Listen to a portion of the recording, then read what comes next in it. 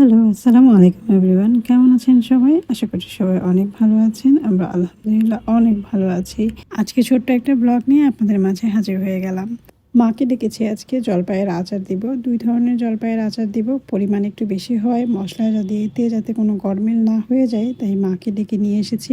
তো ব্লগ শুরু করার আগে চলুন দেখে নেই আজকে দুপুরবেলার আয়োজনে কি ছিল। দুপুরে ছিল করলা আর আলু দিয়ে চিংড়ি মাছ করেছিলাম, সিম্পলভাবে বাঁধাকপির ভাজি, আর ছিল আলু ফুলকপি দিয়ে ইলিশ মাছের তরকারি।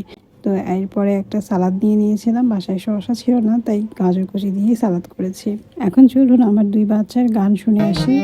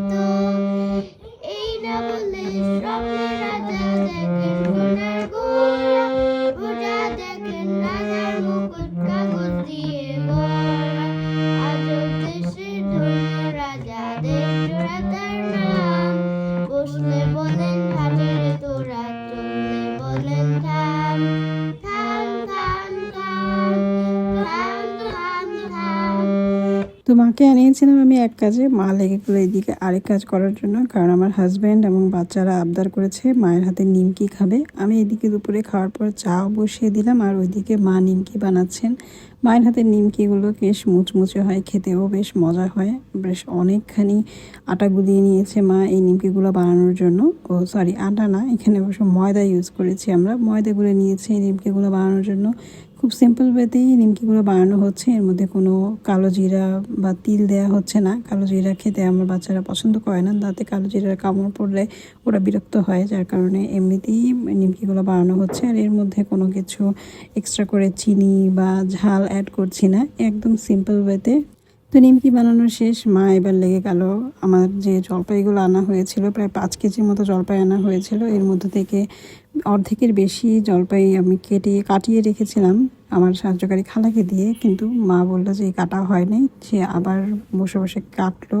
তারপর আমি এগুলো ধুয়ে অর্ধেকটা, এর মধ্যে থেকে যে অর্ধেকটা সেদ্ধ করে নিচ্ছি, কারণ এটা দিয়ে আমি মিষ্টি, টক ঝাল মিষ্টি যে আচার ওটা দিব।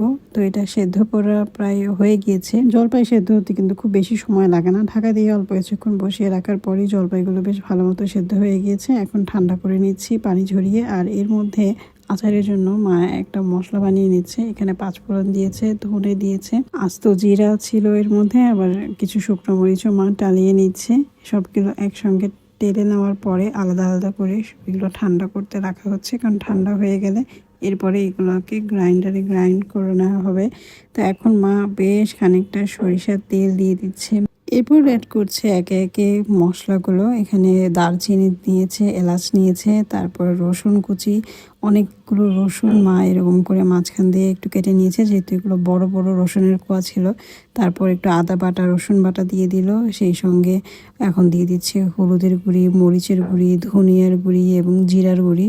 এগুলো সব একবারে দিয়ে নিয়ে তারপর তেলের মধ্যে অনেকক্ষণ কষানো হবে। স্বাদ মতো চিনিও দিয়ে দিল। তারপর চিনি দিয়ে চিনিগুলো গলে যাওয়া পর্যন্ত বেশ অনেকক্ষণ নাড়াচাড়া করে নিল, এবং তারপর দিয়ে দিচ্ছে এখানে সরিষা আমি পেস্ট করে রেখেছিলাম, সেই সরিষাগুলো দিয়ে দিল। এবং এরপর 1 কাপের মতো ভিনেগার দিয়ে দেওয়া হলো।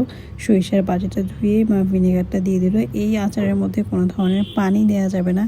মশলা কষে যাওয়ার পর এখন সেদ্ধ করা ছাড়া যে বাকি অর্ধেকটা জলপাই কেটে রাখা হয়েছিল, সেই জলপাইগুলোই এখানে দিয়ে দেওয়া হলো। এটা হচ্ছে আস্ত জলপাইয়ের আচার, তেলের মধ্যে ডুবিয়ে যে আচারটা বানানো হয় সেটা। আর এইদিকে আমি যে মশলাটা ঠান্ডা করতে দিয়েছিলাম সেটাকে গুঁড়ো করে নিয়েছি।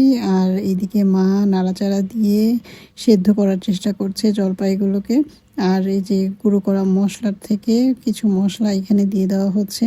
আর এরপর আবার নাড়াচাড়া করে জলপাইটা সেদ্ধ হওয়া পর্যন্ত অপেক্ষা করছি। কিছু জলপাই মা এখানে ম্যাশ করে দিয়েছে, কারণ কিছু কিছু আস্ত থাকবে আর কিছু একটু গলে যাবে, সেরকম হলেই খেতে ভালো লাগবে। তো এইদিকে জলপাইয়ের যখন উপরে তেল ভেসে উঠলো তখনই আমাদের জলপাইয়ের আচারটা ডান হয়ে গেল। এর মধ্যে বেশ খানিকটা তেল দেওয়া হয়েছে যাতে করে তেলের মধ্যে এই আচারটা ডুবে থাকে। এই আচারটা রোদে না দিলেও বেশ অনেক দিন ভালো থাকবে, যেহেতু এর মধ্যে ভিনেগার দেওয়া আছে। এরপর চলে আসলাম নেক্সট আচার বানানোর কাজে। ওই যে জলপাইগুলো সেদ্ধ করে ঠান্ডা করতে দিয়েছিলাম সেই জলপাইগুলোই মা ম্যাশ করে নিচ্ছে ভালো মতো। আর এইদিকে আমি গুড়কে একটু চাকু দিয়ে ভালো মতো মানে ম্যাশ করে নিচ্ছি, যাতে করে এই গুড়গুলো দেওয়ার সাথে সাথে গলে যায়। আমি এখানে চিনি ইউজ করব না, গুড় দিয়ে এই মিষ্টি আচারটা বানানোর চেষ্টা করব। তো এখানে মা একটুখানি দারচিনি আর এলাচের আস্ত দানা দিয়ে দিয়েছে তেলের মধ্যে। এই আচারটা বানাতেও তেল অবশ্যই লাগবে, তেল ছাড়া তো আচার হয় না। তারপরে যে গুড়গুলোকে আমি গুঁড়ো করে রেখেছিলাম সেই গুড়গুলোকে দিয়ে কিছুক্ষণ অপেক্ষা করছি ক্যারামেলাইজ হয়ে যাওয়ার জন্য। এর মধ্যে মা একটু স্বাদ মতো লবণও দিয়ে দিল, কারণ লবণ না দিলে তো খেতে ভালো লাগবে না। আর ওইদিকে ম্যাশ করে রাখা যে জলপাইগুলো ছিল সেই জলপাইগুলো একে একে সবগুলো দিয়ে দিল। এখন হচ্ছে মিক্স করার পালা। এই সময়টা একটু আস্তে ধীরে নাড়াচাড়া করতে হবে, কারণ প্রথমে একটু লিকুইড মনে হলো, এটাকে অনেকক্ষণ সময় নিয়ে ধৈর্য নিয়ে নাড়তে হবে যাতে তলায় লেগে না যায়, এবং আস্তে আস্তে এটা ঘন হতে থাকবে। তো এই আচারটাকে ভালো রাখার জন্য এর মধ্যে একটু ভিনেগারও দিয়ে দেওয়া হলো, প্রায় হাফ কাপের মতো ভিনেগার দেওয়া হয়েছে। এখন আবারও এটাকে নাড়াচাড়া করতে হবে, নাড়াচাড়ার মধ্যে এটা রাখতে হবে যাতে করে তলায় লেগে না যায়। এবং শেষমেশ এর মধ্যে দিয়ে দিতে হবে সেই যে তেলে গুঁড়ো করে রাখা গরম মশলাগুলো ছিল, আচারের মশলা, সেই আচারের মশলাগুলো এর মধ্যে দিয়ে দিচ্ছি। এবং তারপর আবারও এটাকে নাড়াচাড়া করতে হবে, বেশ ধৈর্য নিয়ে নাড়াচাড়া করতে করতে যখন আচারটা প্যানের গা ছেড়ে ছেড়ে দিবে এবং আচারটা মোটামুটি থকথকে হয়ে যাবে, তখন বুঝতে হবে যে আচারটা হয়ে গিয়েছে এবং এই আচারটা এখন খাওয়ার জন্য রেডি। তো এখন আমি আচার খেতে খেতে আপনাদের কাছ থেকে বিদায় নিই।